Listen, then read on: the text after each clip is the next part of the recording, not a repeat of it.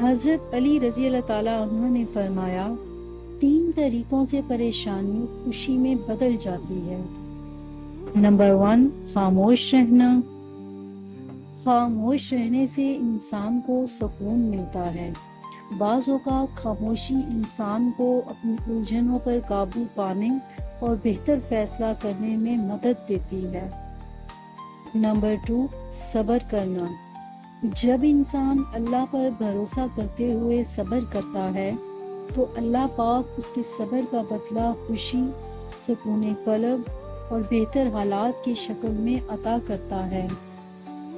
قرآن کریم میں اللہ تعالیٰ فرماتا ہے، بے شک اللہ صبر کرنے والوں کے ساتھ ہے، یعنی صبر انسان کی پریشانی کو آسانی میں اور مشکل کو خوشی میں بدلنے کا ذریعہ بنتا ہے۔ نمبر 3، شکر کرنا۔ قرآن پاک میں ارشاد ہے، اگر تم شکر ادا کرو گے تو میں تمہیں اور زیادہ دوں گا۔